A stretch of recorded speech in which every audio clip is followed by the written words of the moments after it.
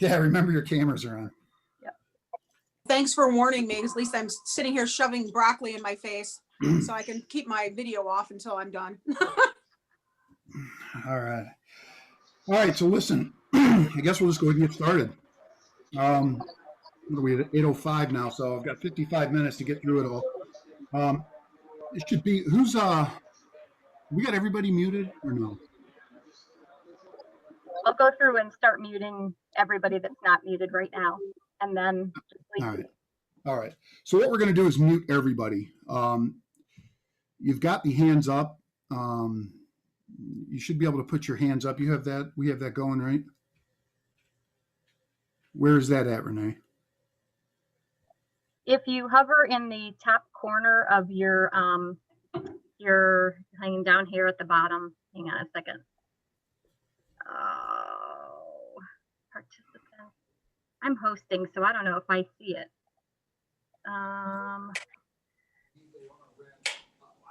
Renee, in the top right corner, there's more. You tap the more, and then you can hit raise hand. Yeah, see, I'm hosting, so I don't raise so me and Renee can't see that because we're hosting. So yeah. So does everybody see that? That would be the best bet for us. If you guys could raise your hands when you want to say something, Renee's going to kind of keep tabs on that, and she will unmute you, or you can let you know to unmute yourself, and you can chime in. So at any point during this thing, if you have something to say, go ahead, and Renee will take care of that. And I also am going to be monitoring the chat. So if you bring up the chat, I'm going to go ahead and watch that for any questions that pop up, and I'll interrupt him and let him know we've got questions. Okay. Am I going to have to start paying you at some point? How does this work? I don't know. Bourbon. All right. And bourbon, fair enough. All right. So let's get started. The only reason we're muting everybody is just because it's going to be too hard, right? We've got 30 people all trying to talk at once. So think about the debates. Went a whole lot smoother when we started muting people. So we're going to go ahead, and that's the route we're going to go with this. For those of you that don't know me, I think everybody here probably does, but just in case you don't, and how we ended up here tonight, my name's Jim Larkin, and I've been a police officer in North Ridgeville for 27 years. Before that, I was in the United States Army. So I've taken a couple oaths in my life. First oath I took, I never read the Constitution, right? Not until I started working for North Ridgeville did it occur to me that I had taken these oaths and had no idea what the Constitution even said. Last few years, I've really ramped it up. Carry constitutions with me everywhere I go. Give them to our new guys. Give them to people I stop when they start trying to tell me that they know their rights. And I started realizing that kids today aren't learning the Constitution, right? They're not getting it in school. You assume your kids are going to learn it, but they're not getting it in school. They're not getting it in college unless they go to law school. So we're a couple generations away from nobody knowing what this Constitution says. I always complain about it, so I decided to do something about it, and threw this up on Facebook thinking I'd get a few people, and we're almost up to 300 now on the group that are interested in it. And I got them from all over the country, so that's how we ended up on Zoom. I can't very well have 300 people in my living room during COVID. You want COVID? Because that's how you get COVID. I'm drinking water. But I got the bourbon on standby, so we'll get there. What was amazing to me is when I started this group, I started asking questions about what your knowledge is, and I'll bet 85%, man, 90% of you guys are at 1, 2s, and 3s. Yeah, so the kids aren't getting it, but we don't know it either. And the reason this country is in the shape it's in is because we've allowed this country to get in this shape, right? We're the masters of this country. Federal government works for us. The Constitution spells that out, but nobody knows what their rights are anymore. And the government has been able to just chip away because nobody knows what they're doing is a violation. So it occurred to me one night that, you know what, everybody gets together for a Bible study. Why can't we do the same thing with the Constitution study? We get all these people together. We all read it. Now I'm going to know that if you guys stick with me for the next 6 months or however long it takes, and we get through every single word of this Constitution, you'll have an understanding and you will have read every word of it. Right? It's hard to go sit around your tables right now and talk to your kids about it when you can't explain it yourself. You don't know what's in there. You don't understand Article 1 is, I mean, there's 10 sections to Article 1, and it's tough to understand. So if we could all get together and get through it together, then we can start teaching our kids, and our kids will teach their kids, and hopefully, a few generations from now, we're right back where we should be. So that's how I ended up here. Anybody got anything? David Davis, water, really? Come on, man. I can't listen. Getting drunked up is for the live, right? This is not for the meetings. The meetings need to stay somewhat professional here. Speaking of live, after this, immediately following this, I will go live on Facebook, either in a room or just Facebook Live. If you guys want to go over there and continue the conversation, we didn't get to you, you have questions, great. We'll do it there. It'll be a whole lot more informal. But more importantly, I need you guys to come there and give me some feedback on this. Tell me what worked. Tell me what didn't. Be brutal with me, because we're not going to get better if I don't know what's wrong. Audio good for me right now still? Not breaking up? All right. Anybody got anything before we move on? Anything at all? Questions? Comments? All right. Away we go. So we initially said that we were going to talk about the Declaration, but the Declaration is like a whole discussion in itself, like the Constitution, and I don't have time to go over that and try to get out of here in an hour. So I posted it, the reading of the Declaration, and I know sometimes it's hard to follow. Hopefully you went and you listened to that. We're going to touch on it here real quick, but I think everybody has a gist of what the Declaration is, right? If you listen to it, there's a bunch of grievances that are aired out there. And those grievances, you see almost all of them, some of them word for word in the Constitution. So what the Declaration was, it was back in June of 1776. There was a guy named Richard Henry Lee, and he's the one that submitted the resolution for the Declaration. He decided he had enough. Figured the United States had had enough of Great Britain, of the taxation, and it was time for us to go. So you guys know that by July 4th, 1776, we had adopted it, and it was ratified a short time later. And that's when we notified Great Britain that we were done. We're sick of their shit, and we were moving on. Obviously, Great Britain didn't like that very much, and that's how we ended up with the American Revolution. Had we just submitted the Declaration and Great Britain said, well, shit, all right, you got us, and they all got on their boats and left, no revolution, right? But we had to fight for the country, and we did. Obviously, a bunch of farmers beat the most powerful military in the world. So what happened there is that we adopted something called the Articles of Confederation, which predated the Constitution, right? But the Articles were basically directed to the states, telling the states how things were going to be run, but there was no enforcement mechanism in that. So what we found is that as the war wound down, that we had no way to levy taxes or collect those taxes, right? Everybody promised they were going to pay them. Nobody paid them. So we knew we had to do something else. And that's how we ended up here at the Constitution. The articles weren't working. We held a second Continental Congress, came up with the Constitution, and it's been in force ever since. So that's how we got to the Constitution. I know it's quick. And, if this goes well and we finish this thing and everybody wants to do a declaration, when we'll do declaration, we'll do whatever you guys want. 8:15, I'm doing all right. That's about where I was hoping I would be. So questions? Comments, anything? Because it's important that you guys get in here. If you guys have questions, you have comments, I'm not giving you a class, right? All I'm doing is leading this discussion. So if something I say doesn't sit right with you, get in here. Get in here and say, man, listen, I disagree with that. I think this is the way it went, or whatever. That's how we're all going to learn and get through this. So don't be shy. You guys, man, nobody's shy on those lives. I can tell you that. Holy crap.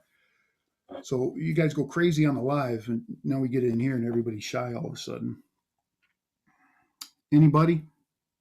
Anything? Tara, right on. I appreciate that. Yeah, we got to keep going. You're doing good. All right. Sometimes I get going too fast, and I'm trying to keep everything like maybe to 15-minute blocks here so we can get out at an hour, because we got big stuff going on tonight. So let's get into the Constitution.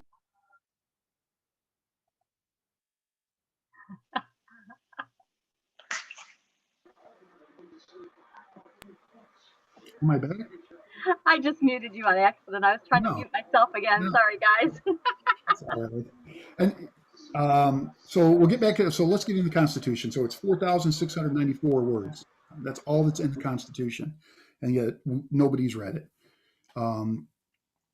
If you count the amendments, we're at another 3,337 words for a grand total of 8,301 words. That's it.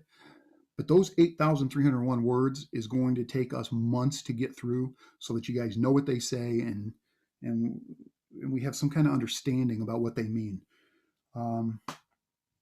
We're going to go over a brief overview of the Constitution and how it's set up. Hopefully, you guys all have your Constitutions. If somebody's local and doesn't, let me know. I was out today delivering them.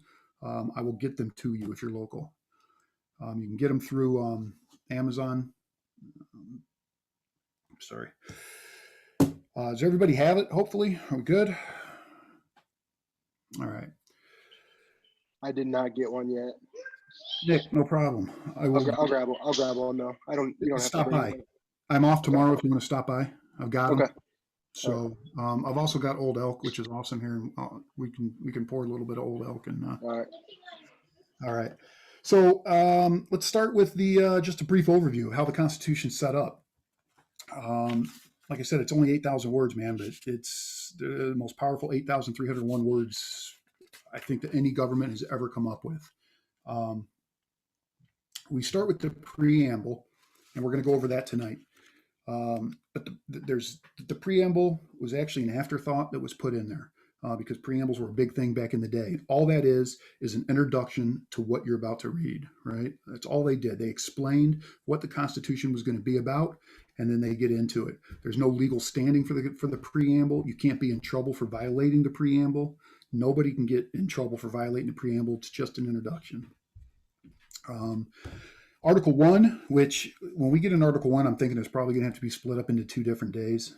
There's 10 different sections for Article 1. Article 1 covers the legislative branch, so Congress, right? Those who make the laws.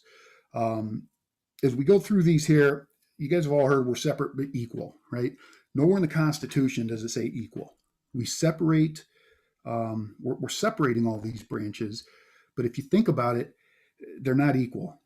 Congress certainly holds probably more power than the other two. And when we get into it, you'll see why. The Supreme Court is wielding a little bit more power than there probably have been given. The executive branch, for sure, and especially in the past few administrations, are getting a little out of control. So they start with what they think is the most important. It's the legislative branch. They're the ones that make the laws, right? We've got it basically lays out how our government is going to be formed, how it's going to be set up, and how it's going to run. We get into Article 2, which is the executive branch. It's going to be the president, what he is allowed to do, what he's not allowed to do. Actually, it's what he's allowed to do. There is no what you're not allowed to do. As we go through the Constitution here, just remember that this is not a document that is limiting you, right? Not limiting us. It's limiting the government. It's not giving you rights. It's telling the government that, look, you have rights. You can't trample these rights. You can't trample the people's rights. And here's what you're allowed to do. All the authority the government has is spelled out in this Constitution. If it is not in this Constitution, they're not allowed to do it. But as we go through this, you're going to see a whole lot of things that the government's doing that ain't in the Constitution. Take a break here for a second. Anybody got anything? Doing good? Just a little politics that got thrown in, but we're not talking about the election. We're not talking about the election. Yeah, listen. We're Do me a favor, man. 1 hour. No politics for 1 hour. Your mental health will love you for it. Just forget. We're not. We're all Americans here right now, right? We're not Republicans. We're not Democrats. You can go watch the election when we're done. Yeah. So do me that favor. No politics. It is important, Rick, but no, we're not talking about it tonight. Who is it? Now, No, not for this hour. I think Rick would launch the next revolution. I think if he could, we got to watch Rick. He'll drag Bill with him. All right. Sorry. Okay, no more. So yeah, no worries, no worries. Tara, if you got to get in here, man. I mean, the chat's good and all. If you guys have comments, let's get in here. Yeah. So Tara had said You're muted. I am muted. No, I'm not muted. No, she's not. Tara felt like the Supreme Court makes their interpretation of how things should be applied and what the intention of the Constitution and laws are. In a perfect world, I would agree with that, right? But I mean, we do have we've got courts that have been legislating from the bench, right? Their job is not to create laws or force laws on us. Their job is solely when there's an issue brought up where somebody thinks something's unconstitutional. Their job's to rule on it, and say yay or nay. But their job's not to. I guess that's where my only problem with the Supreme Court is when we get these activist courts and they start legislating from the bench. Yeah, And David had popped in that with interpret law versus draft laws. And he said the preamble provides a look at what they intended to do and to fix from the articles, which they all agreed were too weak. So he was kind of adding on. that's fair. Well, and really, I mean, I think that's what and Dave, get in here, man. I mean, Yeah, speak up. You guys can unmute yourselves. I just don't want everybody unmuting themselves at once, but get in here. Let's have a discussion about it, man. But you're right. I think you're absolutely right. I think the Constitution obviously replaced the articles. And that's what the preamble said. Look, right, this is what this document is. I mean, they knew they had problems. There was just the articles were way too weak, like you said. So yes, man, not just chat. Get in here. I want to talk. This isn't me. If I'm doing all the talking, I'm giving a class, and I'm not certified to do that. I'm sort of curious, does anybody think that the Supreme Court overreaches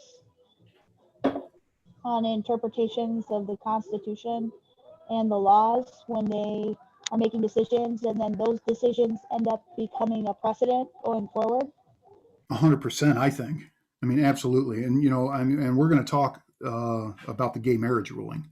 Regardless of where you stand on gay marriage, right? You can be for it, you could be against it. For the Supreme Court, I think when they decide that that's going to be it for the entire United States, I think they've overstepped. That wasn't their place. I mean, that's the most egregious one, at least to me, in recent memory.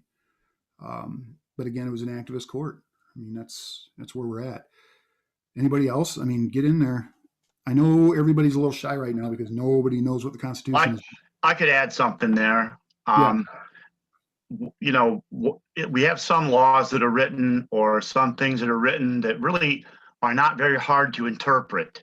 If you have a law that says you will not drive through red stop signs, that doesn't require any interpretation. But we have a lot of laws, and in lawsuits or in cases, they require interpretation. And that's where you get into where you were talking about legal activism, where an interpretation becomes a determination of what that law is now going to mean for the future. And so that goes down a slippery slope there with interpretation with activist courts. Yeah, right on. 100%. I agree with all that. Anybody else? All right.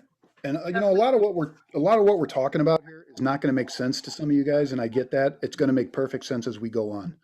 Hey, Jim. Yep.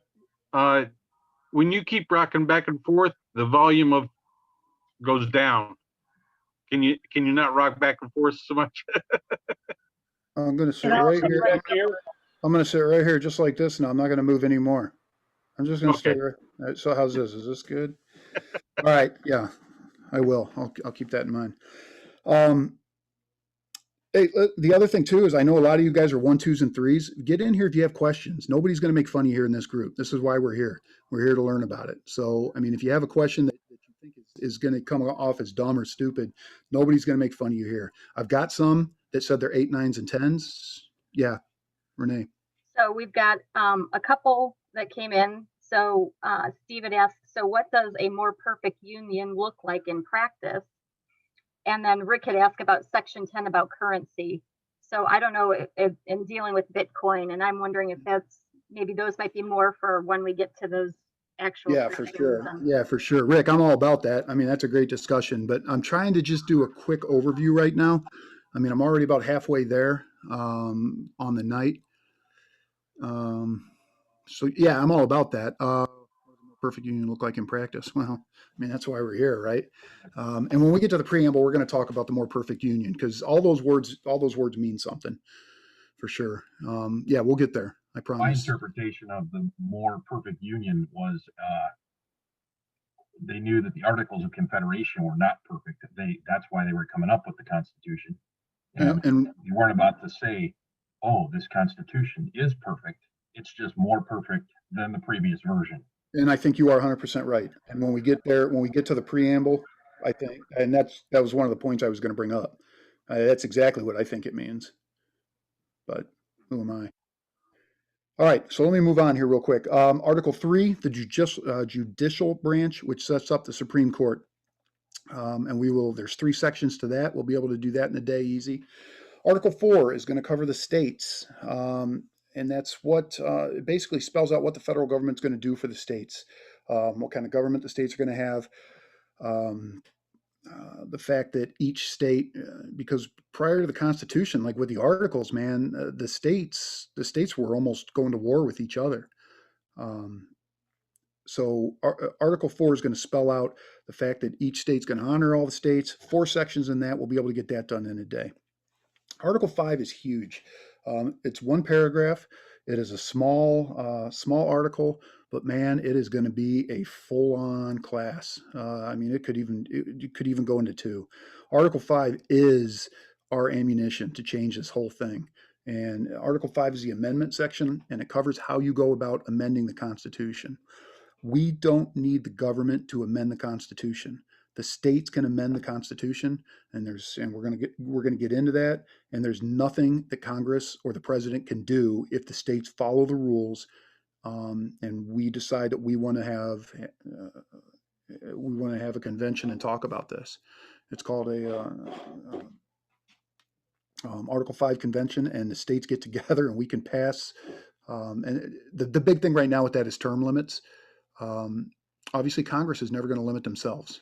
You're not going to get Congress to pass term limits, right? These guys are in power for 47 years, sometimes even more, and they're making a whole lot of money doing it. You are not going to get them to say, oh, well, all right, after 8 years, I'm going to leave. But you know who is going to say it? We the people. That's who's going to say it. You got something, Renee? I was just going to say we are, because I'm fed up with it. I'm sick of the career politicians. I think everybody's fed up with it. So I think everybody's fed up with it. We have a way to do it, and we're going to talk about that. And that is, there's some organizations that are doing great work for Article 5 that I will get to you guys. And I mean, if everybody wants to join these organizations or at least follow them so you know what's going on, we're not that far off of being able to do it. We just need a few more states to sign on to it. All right, Article 6 covers debts, supremacy, and oaths. So basically, when this Constitution was formed, they basically said, look, all the debts that we have from the American Revolution, that we had from the Articles, anything that we entered into, it doesn't just go away, right? So we're still responsible for our debts. The supremacy clause is just that federal law is going to supersede, it's going to be the law of the land. So when the Supreme Court rules on something, we can always add to things. We can't take away from things. So if the Supreme Court rules on something, Ohio can't overturn that.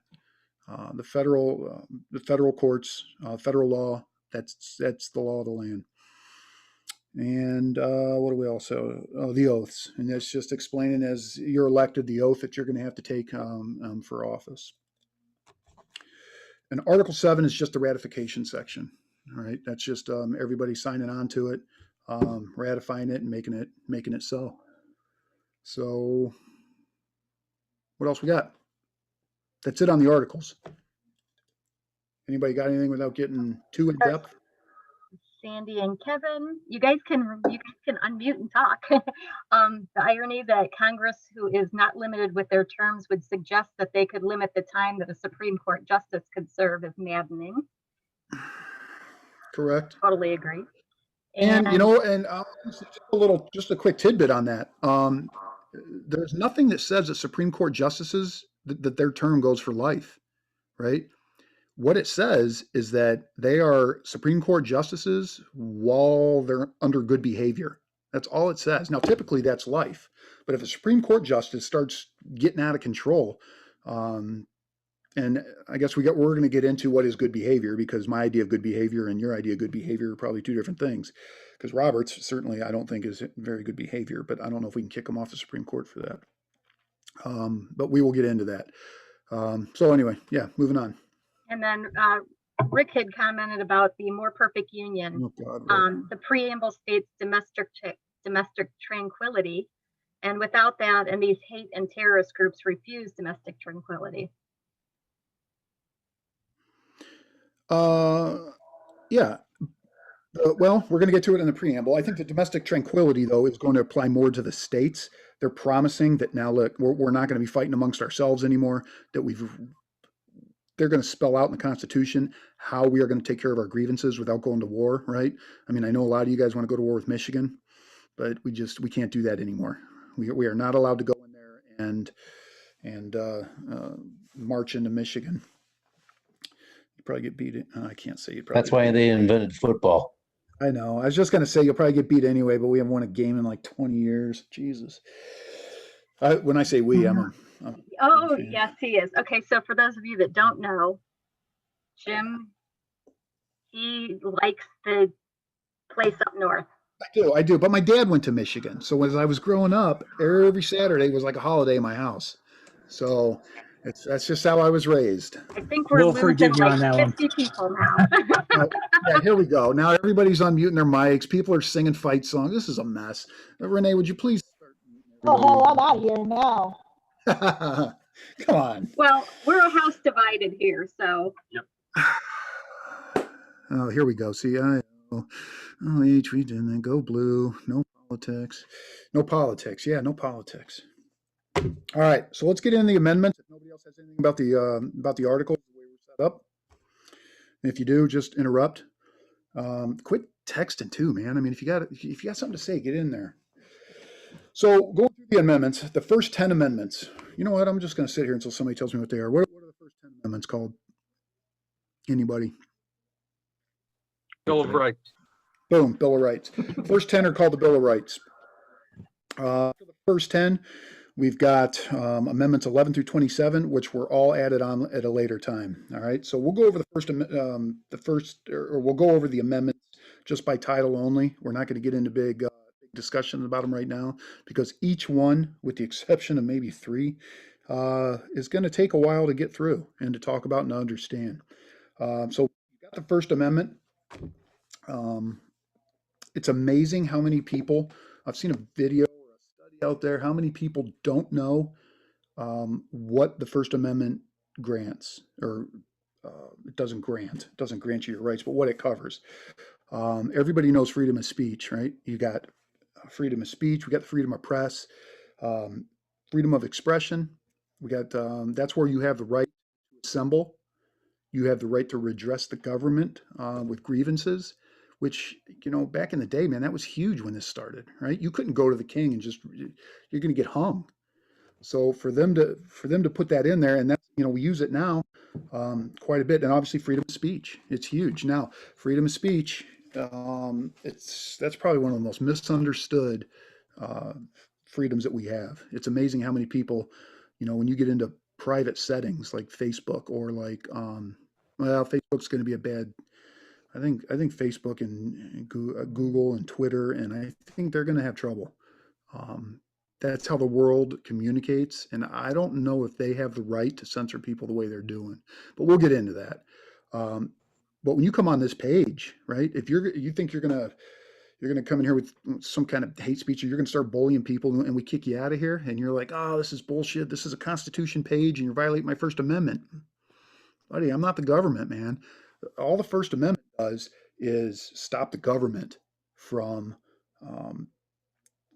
infringing on your right to free speech. It doesn't mean that I can't infringe on your right to free speech, right? You can say what you want. Doesn't mean I got to listen to it. The government's a whole different story. Moving on, we got Second Amendment. Sandy and Kevin had jumped in with a good point.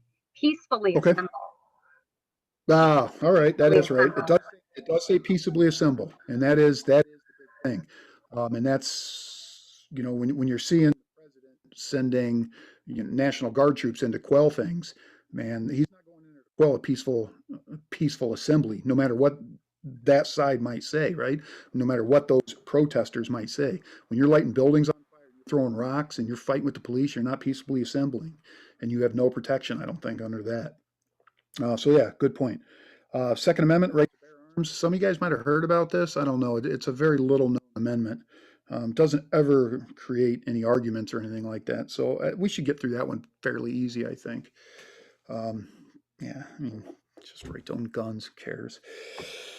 The Third Amendment, very, very serious. Quartering where you are not allowed to, the government is not allowed to quarter soldiers in your house. You'll all be glad to know that, since apparently the next civil war is about to kick off, according to Facebook.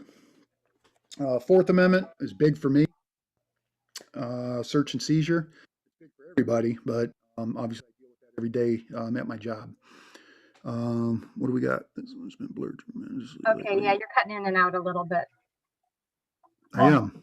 Mhm. All right. Tara, which one are you talking about? This one's been blurred tremendously lately. First Amendment. Oh, yeah, for sure. Sorry for the delay. No worries. Yeah, I mean, the First Amendment has been blurred. I mean, there's probably, I mean, challenges. I think there's, looking at all these, I think there's far more First Amendment challenges in the courts than there are anywhere else. And the First Amendment's probably going to take us 2 weeks to get through. Am I still cutting out? Yeah, I think it's when you're moving back and forth a little bit. No, it's a new mic I got. I'm going to go back to my. All right, this should fix it because I'm going to be back on my internal mic with the computer. Is it better? Yeah. Sounds good. All right. So we got the Fourth Amendment, Fifth Amendment, trial and punishment. That's where you have the right to your speedy trials, things like that. No, I'm sorry, that's the Sixth Amendment, right to speedy trial. Fifth Amendment. See, I make mistakes. I make mistakes. Now, nobody's here to call me on it. Come on, Tara Pete. You're always here to call me on stuff.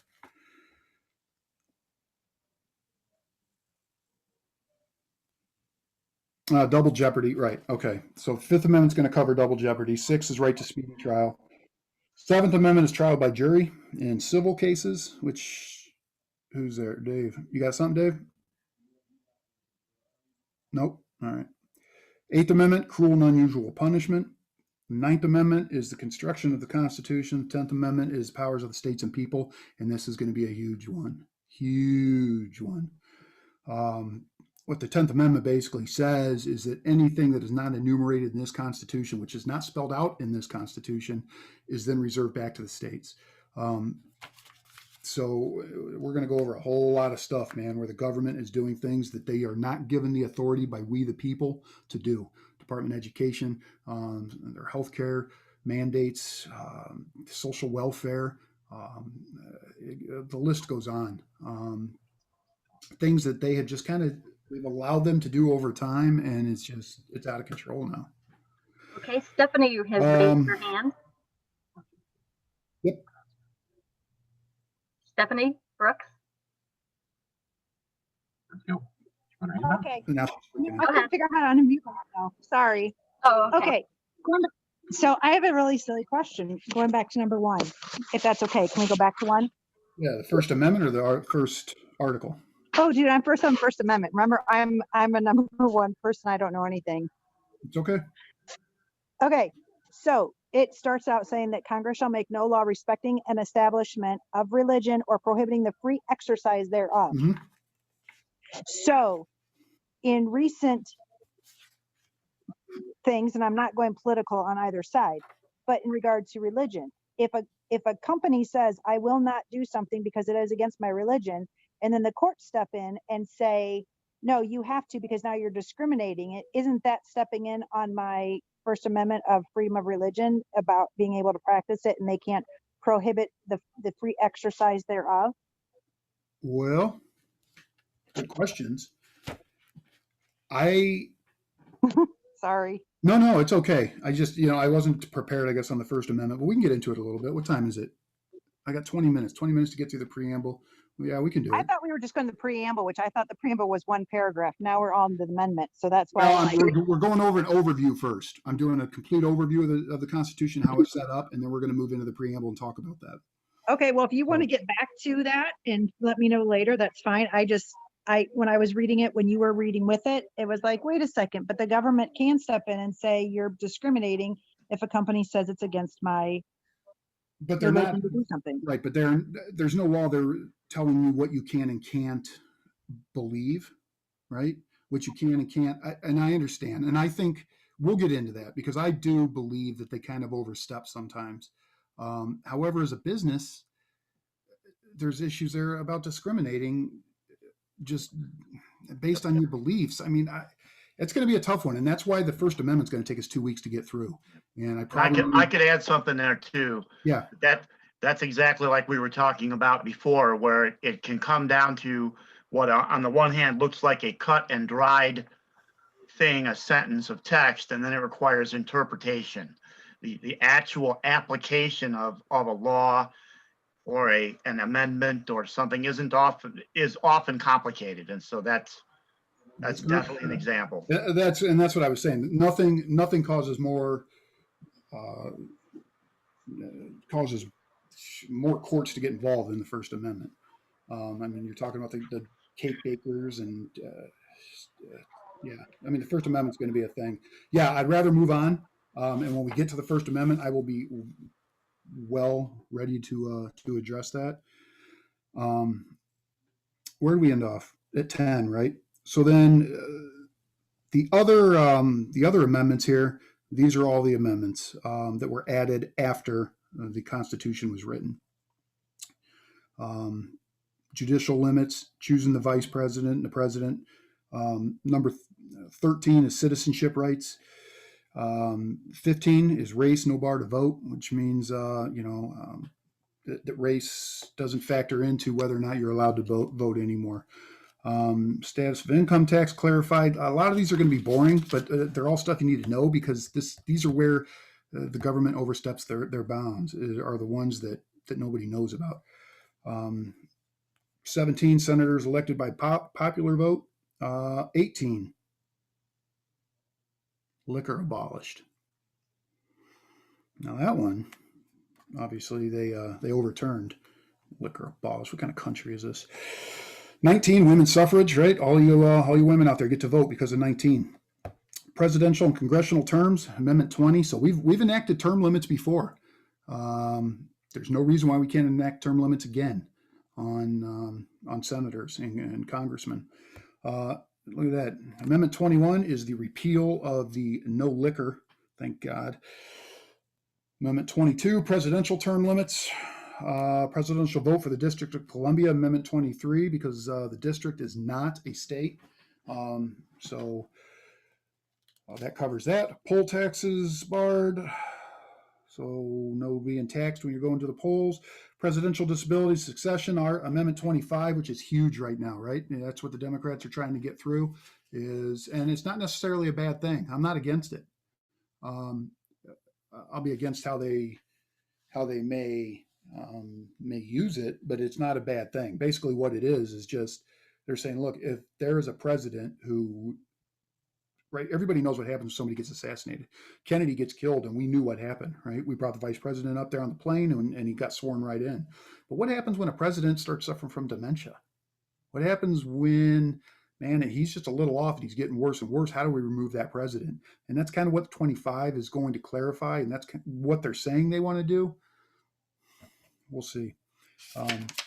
Voting age set to 18 for 26 and 27 is limiting congressional pay increases, which sounds like it's really awesome, but it's not that awesome. I wish 27 truly limited congressional pay increases. So that's it in a nutshell. I'm going to move on to the preamble, but anybody got anything about how the Constitution is set up? Not the individual articles, not the individual amendments, just how we're set up. Anybody? See, Tara, damn right. I love it, but I don't know what you were talking about because I'm not watching my chat. Well, for when you guys have comments, go ahead and chime in, unmute and chime in, because we don't. it doesn't seem like it's going crazy. And if we have something that's really heated, then maybe we'll say, okay, restrict everything to chat. But I think everybody's pretty much on, except for that little Michigan, Ohio thing we kind of got off track on. But well, and Rick Gorski, we got to watch him because he Yeah. will try to. Damn right. He will 19th try to recruit Amendment. people. What's that? Damn right. 19th Amendment. Yeah, yeah. that's right. Damn right. And then All right. Sandy and Kevin spoke up about Wilson's stroke when for Amendment 25. So Yeah, it's not just an assassination. I mean, there's plenty of times that the president is incapacitated, and we need to do something about it. Obviously, I think their reasoning for trying to push that through right now is less than honorable, but I don't know. We'll see. So let's get to the preamble. I've got 15 minutes. Perfect. I'll be able to get through it. The preamble is only one paragraph. So I'm going to read it to you guys real quick, and then we're going to go through each part of it because these words do matter. Even though there's no legal standing for it, you can't be in trouble for violating the preamble. In fact, you can't violate the preamble.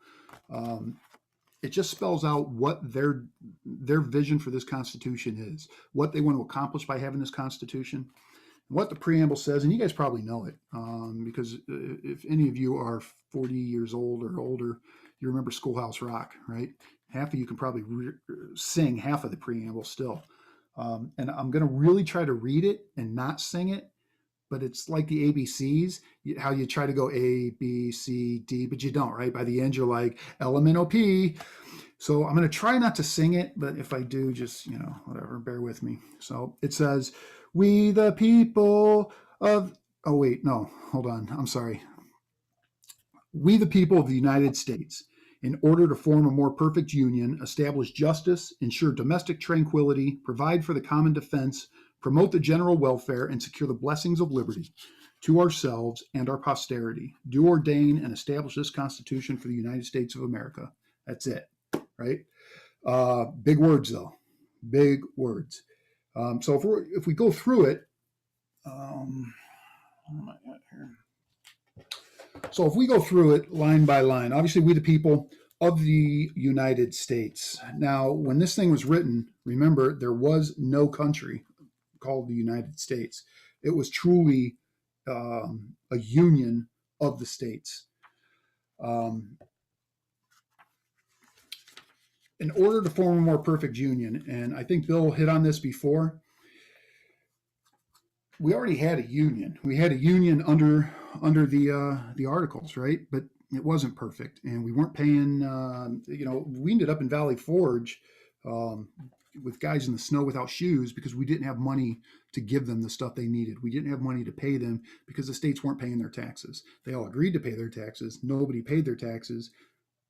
But we had no way, short of waging war on individual states, we had no way to go and get that money from them, which is how we ended up here. And that is what they're saying, is that we are going to form a more perfect union. Look, our union was already good. We had problems, but it was already good. We're going to make it better here with this. The established justice, anybody got anything on that? Anything at all? A more perfect union? All right. So to establish justice, somebody? Tara? Nope. I think that was them saying they had come from England, where anyone with nobility got treated better in the court system. They had a different set of rules they got to play by, and they were saying that everybody's going to get the same kind of justice, high and low. Mm-hmm. Mm-hmm. Yeah, I would agree with that. I think that is where they were going. It's not quite how it's working out now lately, right? Yeah, no kidding. It is not equal. It is not equal justice, right? Because if it was, we should have a couple politicians that are in jail right now. But we don't. If you and I did those things, we would be in jail, right? If there was an investigation starting, and I was starting an investigation on you, Bill, and you took your hard drive and destroyed it because you knew an investigation was coming, what's going to happen to you? It's tampering with evidence, man. Going You're to going to be jail. arrested. You're going to go to jail. Yep. Right. So you're right. That is what they said, and that's one of those abuses that, I mean, it's not equal anymore. It started out that way. The ensure domestic tranquility. Yeah, watch the politics, we're reminded. Oh yeah, no, for sure. But you know what? That's not even politics. I mean, because there's certainly on both sides, right? There's people in this administration that should probably be in jail, and they're not. So Rick yeah, isn't. Oh, sorry. Rick isn't speaking up, but he said that Congress hadn't relied on the preamble as the sole basis for any Constitution decision. It just helped set them all up. And then he added that England had a lot of understood laws, but hardly any were written down as rules as we have. Right. Well, and that's true too. You know, it was kind of at the king's whim. The king could kind of decide if you were violating a law that you didn't even know about. And the next thing you know, you lost everything. You lost your family, you lost your property, and you're being hung. And it wasn't even a law in the books. So I think early in our country, even things were very much the same. And this was part of establishing how we were going to govern our country as a whole, rather than a lot of neighborhood justice that took place in our formative years. I mean, absolutely. I would agree with that. And that was the problem under the Articles, I think, is that the states were kind of all doing their own thing. Where, you know, South Carolina might be doing something different, solely different than Virginia. You know, their people were being treated a whole lot worse. And I'm not saying they were, but, you know, their people may have been being treated a whole lot worse in Virginia, and Virginia's doing the same thing South Carolina's doing. And there was no equality under the law until the Constitution came along. Hey, Jim. Yep. Dan Wilkinson. Hey, what's up, Dan? Nothing. Is tranquility a good word just to pull up your 1800s dictionary and see exactly what it says? Yeah, and I got a big one coming up for you. You're gonna like this one. Let me see. So Dave went. Let me see if Dave. I don't know if he did or not. He did. That one's in there. Yeah, Tranquility's in there. So Dave found a dictionary from 1755. Oh, fun. Right. 1755. I mean, those words were 20 years before we got into the Constitution, the Declaration. So it's possible that meanings could have changed a little bit in those 20 years. The hard dictionary that I'm using is Webster's 1828, which is the closest new dictionary to the Constitution. You know what? I probably didn't. Somebody say something. Somebody talk for a minute. It's under T, buddy. It's under T. No. I got that. You don't understand, man. Yeah. It's small, and I got 50-year-old eyes now. Yeah, I do have tranquility here from the 1755. And the definition for that is quiet, peace of mind, peace of condition, freedom from perturbation. That's what 1755 says about tranquility. So in general, what the hell does that mean? Yeah, well, what is that last word again? Perturbation. Oh, great. So now we're going to have to look up other words. Yep. You'd have to To look be up. perturbed is to be annoyed. Right. So it means perturbed. Yep. Well, right. So Right, it's exactly. it's left the hell alone. That's basically what it is. Well, it's, you know what, I think Well, they're saying peace of condition, peace of mind, I think are the operative parts of that definition in what we're talking about. In other words, to be left alone by the government, to be left alone by those who would bother a person. The idea being that a person has a right to live a life without being perturbed by a government entity, that's the reason they left Britain. All right, so I got a 2004 Webster's dictionary here, and you know what? That definition has not changed much. I mean, it basically means calm. I mean, it's just everything's does. calm. And it still means that. You know, where we're going to run into problems are what words meant then and what they mean now. That's where we're going to run into problems. Yeah, if there's any change in them. Right. People look at the Constitution, they go to a dictionary from now, and they look it up, and they're like, well, shit, this is what it means. Well, that's not what it meant when they wrote it. You know, using these old dictionaries kind of gives us a glimpse into what they were thinking, how they were looking at doing this. Um, the current definition is the quality or state of being tranquil, calmness, serenity. So it's almost the same thing. Yeah, Well, Dan, good. to quote the insightful Rick Gorski here, people Oh boy. piss you off on purpose. I don't know. We got the First Amendment. You're allowed. Trust me, I deal with people that piss off their neighbors on purpose all the time. Not a lot we can do. But from a government standpoint, I think that's where they're going. They're saying, look, the states tranquility is going to apply.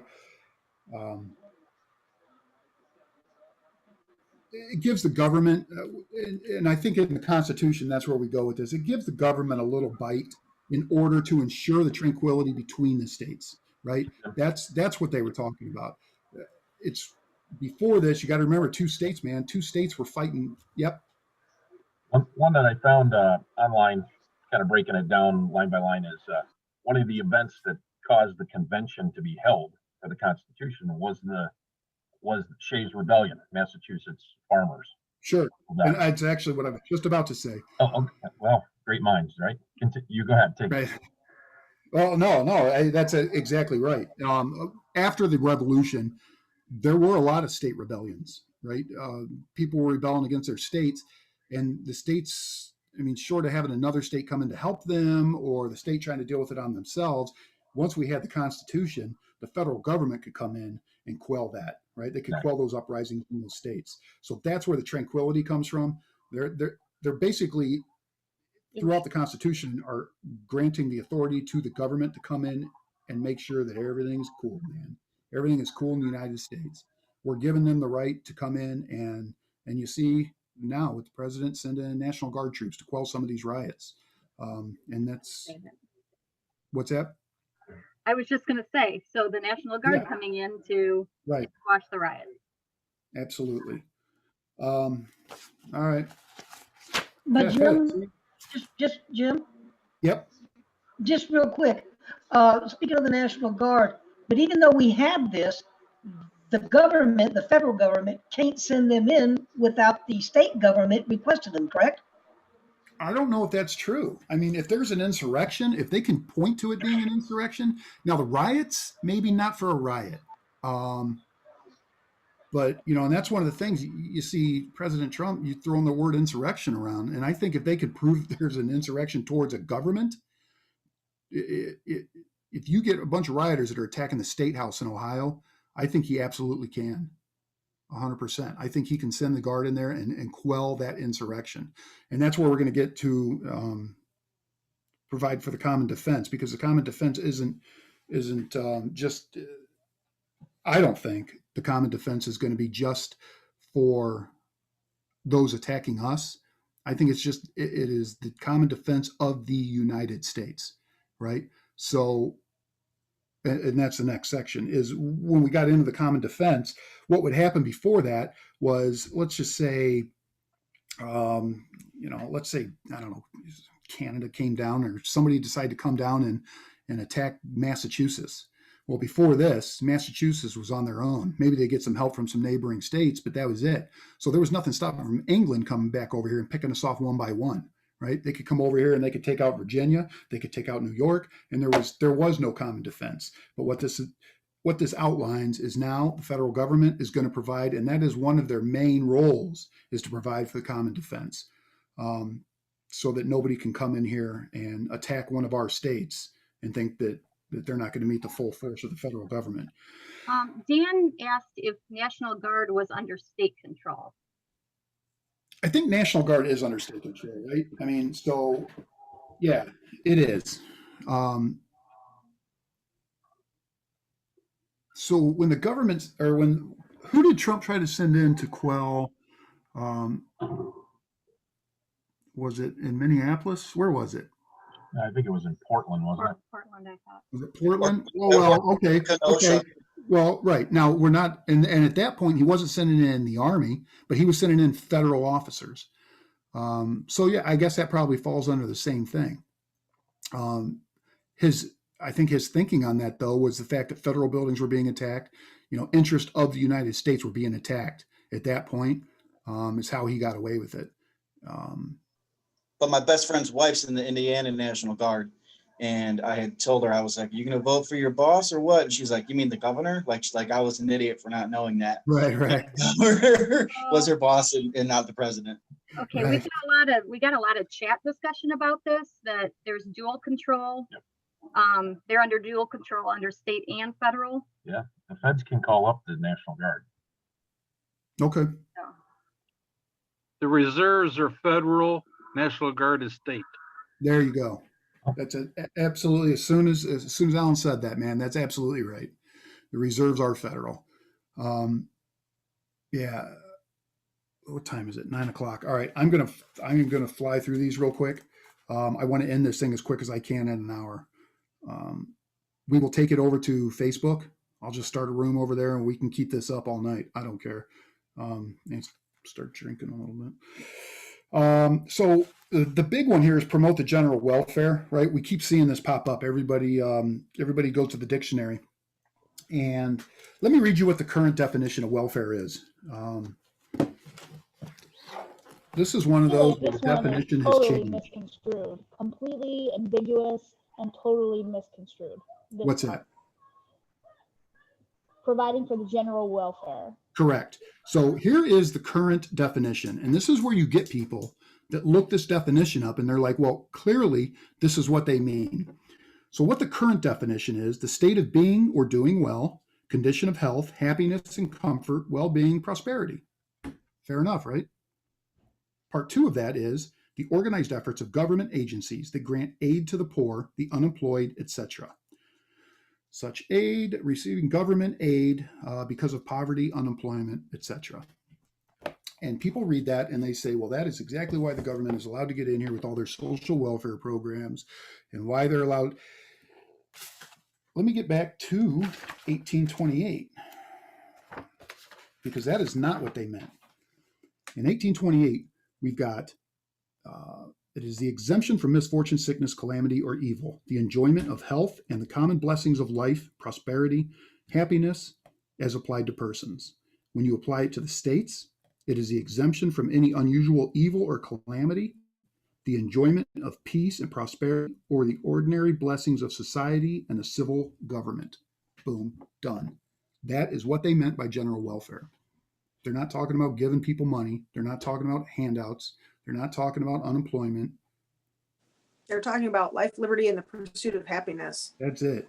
That is the general welfare. I They are know, talking but about at the the end of the states. day, what does that mean? Like when we apply that today, right now you could get on welfare and learn to manipulate that in such a way that it is your constant paycheck forever.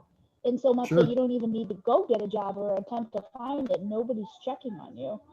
Well, and again, I guess now we're falling into the 10th Amendment, right? Because nowhere in the Constitution does it give the federal government, no matter what people want to read and what they want to see in these current definitions, nowhere does the federal government have the right to use my money on social programs.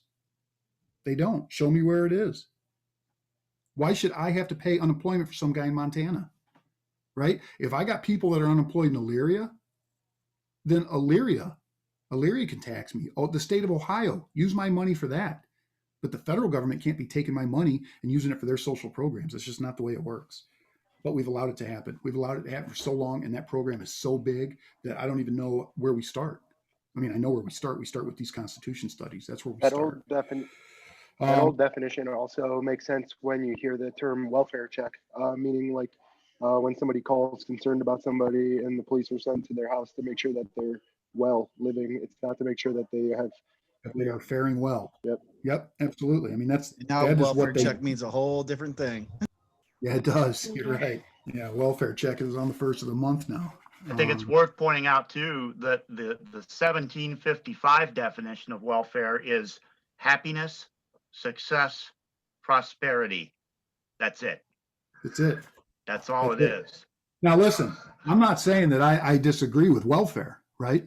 I don't have a problem with that at all. My problem is that the federal government is doing it. I don't have a problem if the state of Ohio decides they want to take care of their own. I don't have a problem if Elyria decides they want to take care of their own. I don't have a problem with churches taking care of their own, whatever. You know what? There's people that need help, and I get that. but don't you use my money. Don't the federal government take my money and use it for social programs. That's where I have the problem. So don't misunderstand what I'm saying. I know there's people out there who need help. I just think that the states should be taking care of their own. Well, yeah, I know he's 5 minutes over, but I just want to say though that we have an intimate knowledge of our people locally within the state. The states are so vastly different that one size isn't going to fit all. And I don't want them to take the money from our state, from the people that I'm closest to and have a lot of the same beliefs as most of the time in our state, or we at least have some more common ground here. And that should not be part of the federal government. That should be local. And that's 100%. 100%. Is there a here button? Can I hit a here button? Right, but America just got too big when we decided to not really be the United States anymore. You know what I'm saying? Like America, the government itself as America just got so bloated. Agreed. It's not about the states anymore. It's not about the states anymore, and we'll get into that. We'll get into when the progressive movement started and when we started allowing the government to bloat. And once we allowed it to start bloating, and we never put a stop to it. Now it's just out of control. It's out of control. I mean, we can get it back, but it's going to take a while, and it's going to take you guys. Feral hog. What's that? I said it's a feral hog. Yeah, exactly. So when you say that, all right. So real quick, let me go. I'm sorry. Hold on, Nick. Let me get through this real quick here. Okay. All right. So we got promote the general welfare and secure the blessings of liberty to ourselves and our posterity. They want this Constitution to secure liberty. Do you have liberty on here? Yeah, it's on there. God, you do, man. You do. Yep. 1755, liberty, freedom as opposed to slavery, freedom as opposed to necessity, privilege, exemption, immunity, relaxation, restraint, leave, permission. So that was 1755. Liberty is all about freedom. They're two different things, but that is what they're saying here is that they want to secure. I think what they're saying is they want to secure liberty for us from the federal government, where the federal government can't come in here and they're not going to control our lives. They're not going to take our property. They're not going to take our money. They're not going to make the decisions for you. And they wanted to secure this not only for those there, but for our posterity, which are our kids, our grandkids. Do ordain and establish this Constitution for the United States of America. Amen. Who's got anything? I know I went through it quick, but I want to get out of here. It's 9:07. I'm really going to try to keep these things at an hour. Nick, you got something? Jim, I just want to say. Oh, go ahead. I just want to say thank you for doing this. I'm going to go catch up with what's going on. Yep, right on. Voting, okay? Right on. We're done. You have a good night, Jim. We're done. Same to everybody else. Have a good night. Nice to see you, Becky. Good night. Have a good night. All right. So, does anybody have anything real quick before we go? I'm going to take this to Facebook Live. Give me a few minutes. And you guys can jump on there if you want to jump on there. Nick, did you have something real quick? Because I kind of shut you down there. No, it's cool. I was just going to say, when you were making the comment about federal versus you're okay with state and local, taking care of their own, would that not still ultimately be our money? Or Sure where would it you is. suggest it? Sure it is, but that's my You're money. just saying But it's my money staying here. It's my money helping you and not helping some guy in another state. You know what? Let those other states deal with their people, right? I see what you're saying. That's all I'm saying. It is my money, but I've got two I can redress to my state government, right? The federal government. I mean, Ohio redressing their government goes a lot further than Ohio redressing the federal government, because just because Ohio might have a problem with something doesn't mean all the other states do. I think it just gets messy. It's a whole lot easier for us to tell Ohio what they're going to do with our money than telling the federal government what they're going to do with it. Okay. So, right. And that's where we get into a states' rights issue versus federal rights. 100%, 10th Amendment. What is the responsibility of the state? What is the responsibility of the federal government? What does each have the power to do? What should each not do? And I'm sure we'll touch on that more in the future. Right on. Yep, for sure. I mean, that's the 10th Amendment, and that's going to be at least a 2-week deal, I would guess. All right. Well, Renee, I guess that's it. Let's go ahead and just shut this thing down because I do not want this to keep going all night. Because you know how it'll go. Braden had just asked, next Tuesday at 8 o'clock again. So Yeah, I think that's so. the I think 8 plan. o'clock on Tuesdays. Yeah, I think that's the best. It's the best for me. And I don't see anybody having a real big problem with 8 o'clock on Tuesdays. I know I got some out there on the West Coast that, that's 5 o'clock for them and it might be tough. Works We'll for see me. We'll It see how works it for me. goes. Yeah. We'll see how it goes. But yeah, for right now, we'll do 8 o'clock Tuesday. It's 5 to me. Yeah, Carla's up in Canada. It's 5 o'clock for her too. But yeah, so we'll see how it goes. We'll do 8 o'clock next Tuesday again, 8 o'clock Eastern. We'll get the link out again. You guys just get on here and we'll go from there. Next, we're going to go in order now. So I have a question. Yeah. Do we have any homework before next Tuesday? Well, that's what I was just going to say. So next week, what we're going to do is get into Article 1. We're going to have to see how Article 1 goes. And there's 10 sections. I don't think we're going to get through Article 1 in one sitting. So at least not so we can understand it. I mean, when you get into Section 8 with the powers of Congress, it's going to take us a while. So I would read Article 1, at least so you know the words. You've seen the words. But I would guess that we're probably going to stop at Section 6. And then the next week we'll do 7, 8, 9, and 10. So, yeah. So Article 1, probably 1 through 6 is my guess for next week. Cool. Okay. And Sounds good to me. What's All right. that? I was Look, just saying, if that said, I could go ahead and yeah, listen, I just want to say shut it real quick, down. I appreciate you all, man. I do.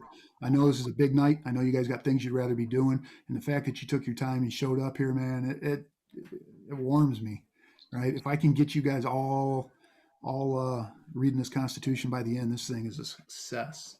Sitting around your table teaching your kids. Thank you, Jim. And All right. Thank you. And Renee. Yep. Thank you. Thank you, guys. Yeah, no, thanks, Thank you Renee. both. No, Renee, you're the real hero here. I like to be behind the scenes and just as long as I can make sure you guys are working, and I'm trying to keep up with the comments. I'm gonna pay you in bourbon. All right. Let's See you go guys over next the week. Book of Faces. Yeah, I am. I'm going. Okay, I'm going to shut All down right. the recording and we'll post it later. All right.